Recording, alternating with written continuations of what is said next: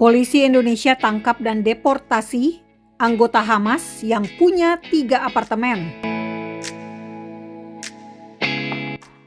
Shalom, saya Monique Rakers dari YouTube Fakta Israel. Saudara, hari ini Fakta Israel membahas tentang seorang warga negara Palestina yang ditangkap di Indonesia pada tanggal 16 Juli 2026 dan dideportasi ke Siprus pada 17 Juli 2026. Nah, Bapak Ibu semua, orang yang ditangkap itu namanya Abdul Karim Raid Mikdad. Ia warga negara Palestina. Tetapi dia sudah tinggal di Indonesia selama 5 tahun. Bahkan dia sudah punya istri, dia punya anak, dan menetap di Indonesia dengan identitas KTP Indonesia, SIM Indonesia, ya, KTP kartu tanda penduduk Indonesia, dan SIM surat izin mengemudi Indonesia. Namun ia punya identitas lain juga, yakni Malaysia dan Turki. Nah, menurut Anda, aneh nggak sih orang punya banyak identitas begitu? Kalau bukan untuk sebuah tujuan yang tidak baik.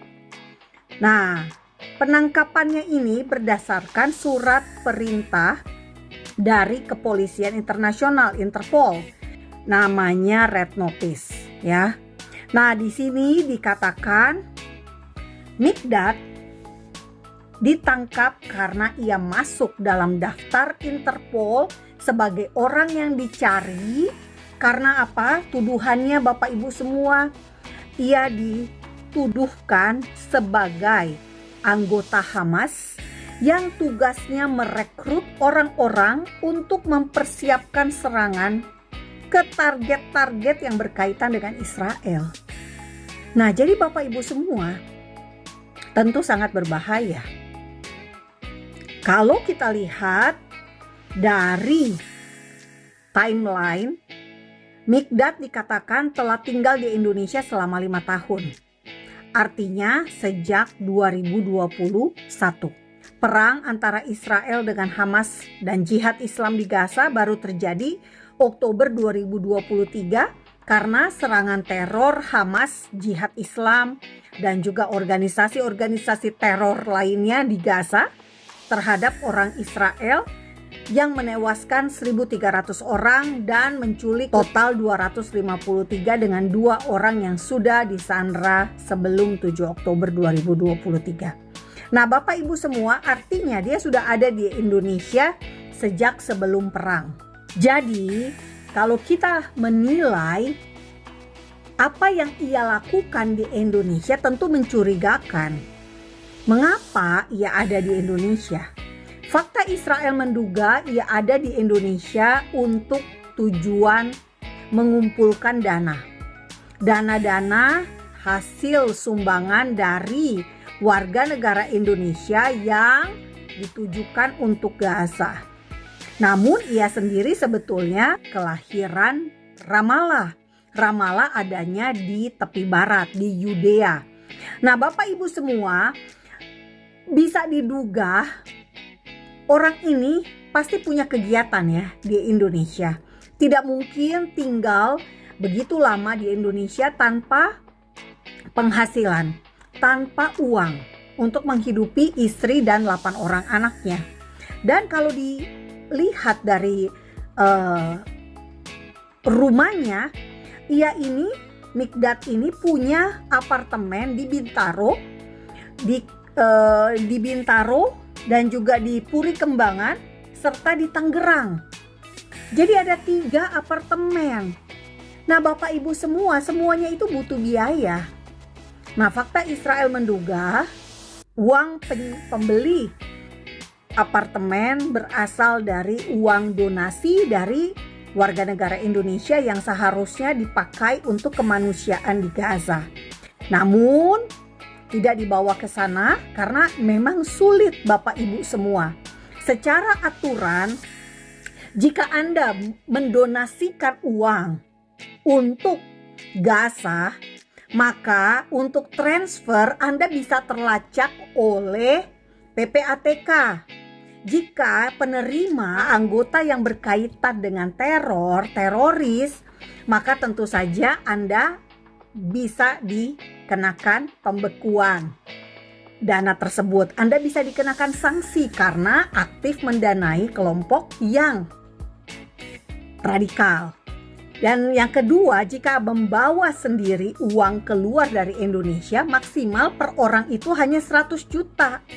Sementara kalau si Mikdad sendiri yang bawa keluar, maka dia hanya bisa bawa 100 juta. Berarti dia harus bolak-balik untuk melakukan pembawaan uang tunai ke Gaza yang nilainya bisa sampai, donasi dari Indonesia itu bisa sampai miliaran. Nah, intinya adalah fakta Israel bersyukur seorang warga negara Palestina yang dituduh melakukan kejahatan, meski memang belum dibuktikan, tapi secara red notice, secara surat perintah penangkapan dari Interpol, polisi Indonesia bergerak menangkap dan mendeportasi seorang warga negara Palestina. Fakta Israel berterima kasih kepada polisi, dan fakta Israel berharap orang-orang yang memang berniat jahat terhadap siapapun untuk meneror, melakukan kekerasan, patut tidak ada di Indonesia. Mereka jika warga negara asing harus dideportasi. Dan jika mereka orang Indonesia, maka mereka harus diperhadapkan pada hukum undang-undang anti teror yang ada di Indonesia.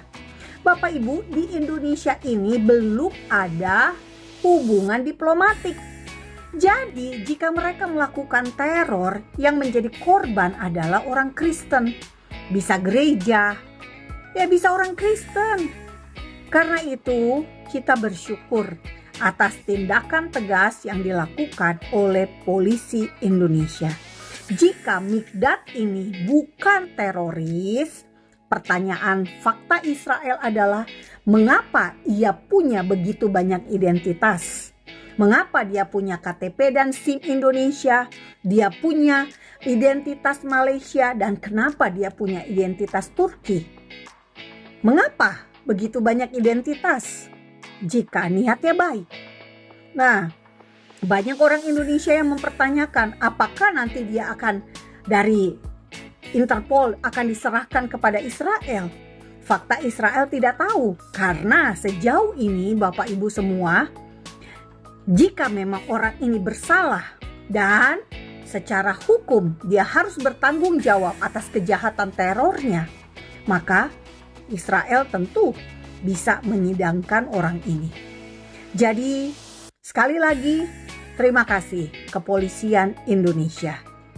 Dan untuk Densus 88 tetap semangat, tetap menindak kekerasan dan teror.